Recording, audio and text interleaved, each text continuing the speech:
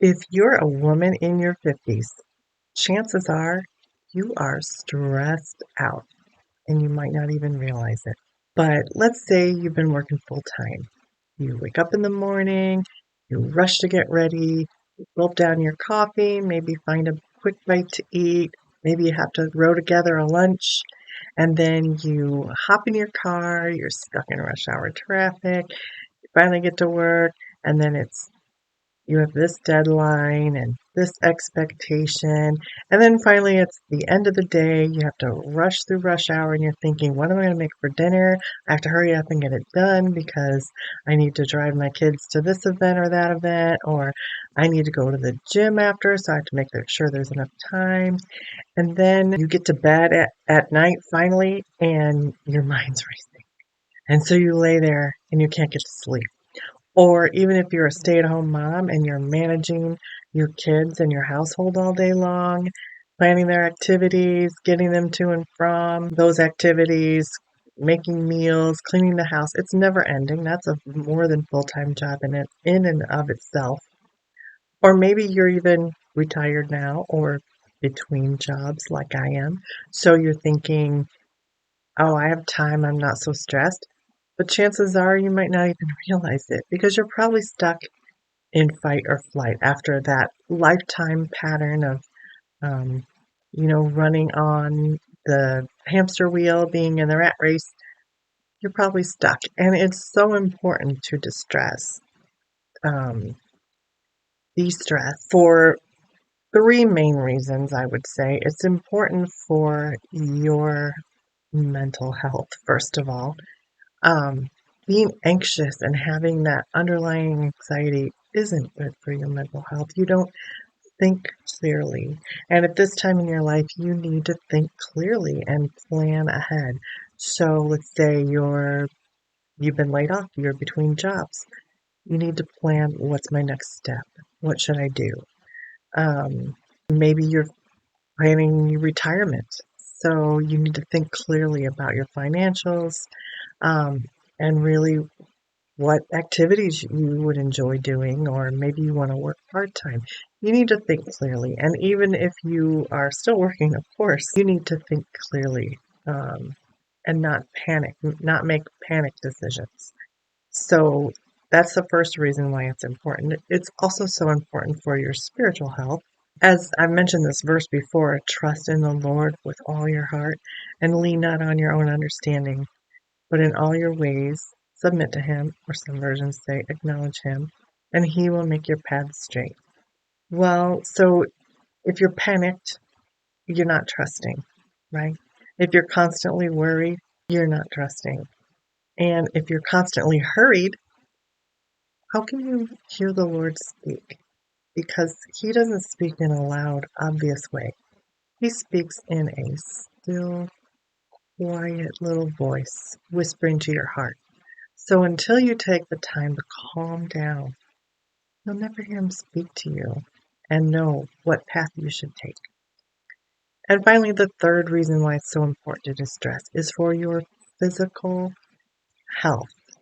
Our emotional state and stress really does have an impact on our physical health. Chronic stress leads to chronic inflammation. And statistics show that chronic inflammation, 70%, I read, of all chronic conditions are the result of or linked to systemic chronic inflammation. So, chronic diseases like heart disease, uh, high blood pressure, diabetes, and even Alzheimer's. So how to distress? I've had doctor's appointments so many years in the past, and she always says, oh, work on managing your stress. Well, that's easier said than done, right? How do you do that?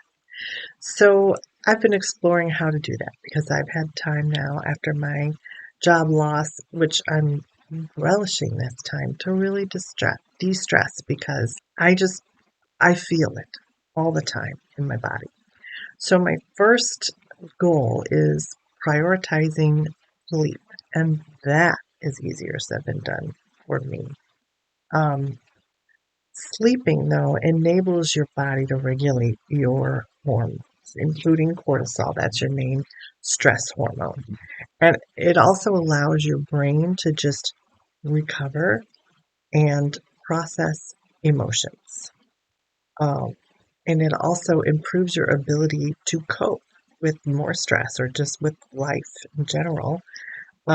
It helps reduce irritability and feelings of overwhelm.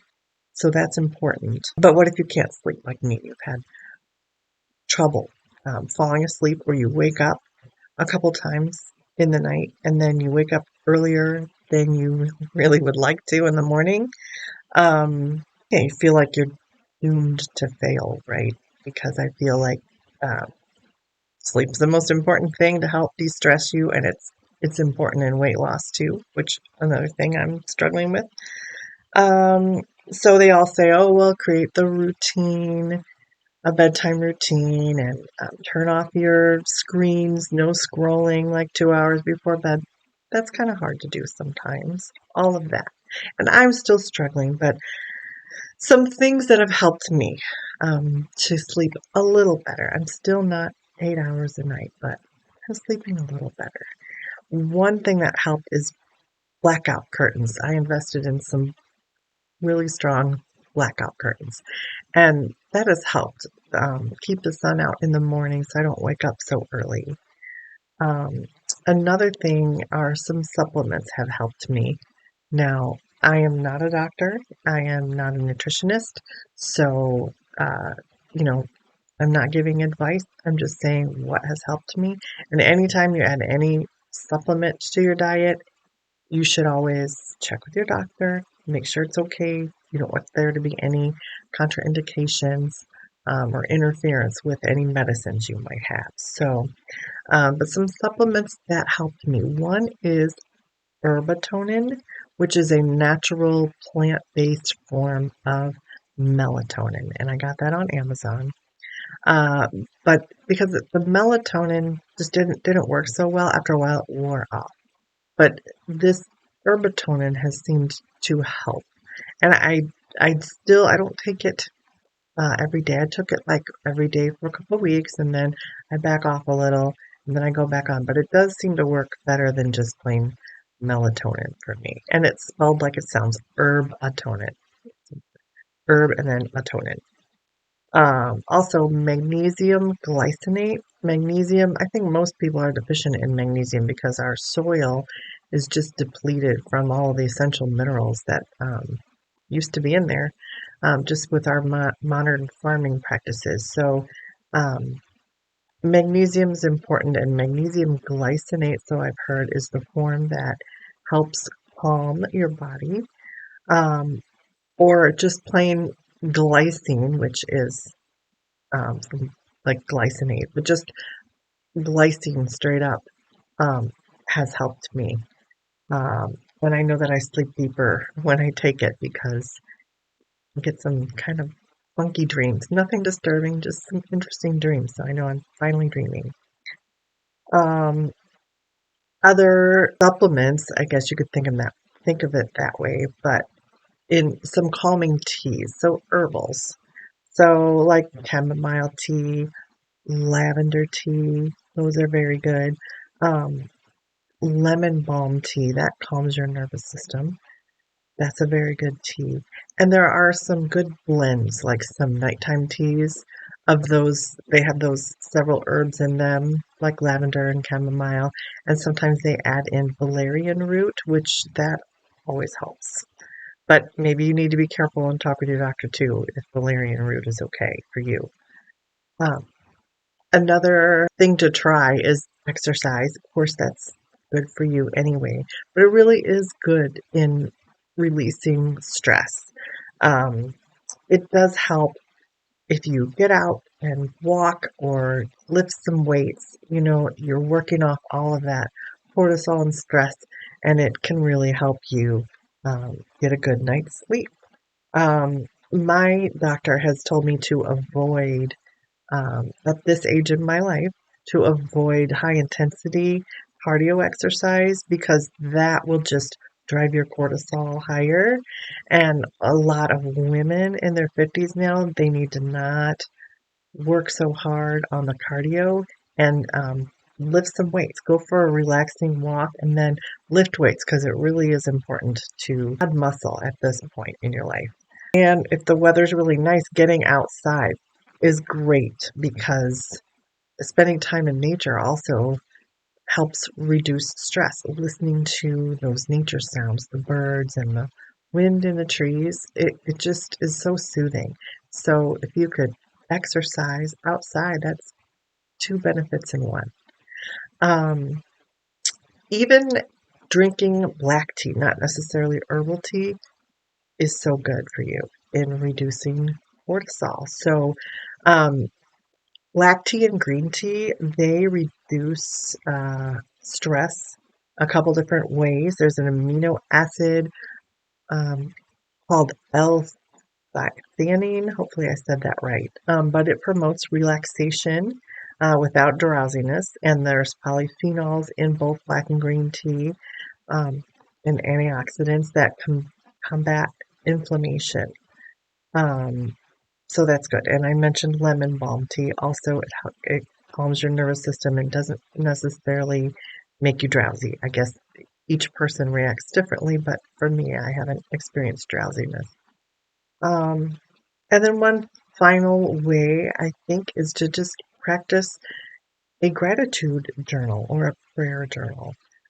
Just think about all the goodness that you've experienced throughout your life, ways that God has blessed you, or just small things in the day that you're grateful for, whether it's a beautiful sunset or maybe you tried a new tea that you really liked, um, or just, had fun with your friends that day. Just write those out, and it it just helps reinforce um, a positive outlook, and it would helps your body and your mind feel safe, which will calm your stress. So, how about you? Like, do you guys have other ways that you de-stressed and this really helped? I'd love to hear about it. Please leave it in the comments. And if you like this type of content, please like and subscribe. It'll help my channel grow. Thank you so much.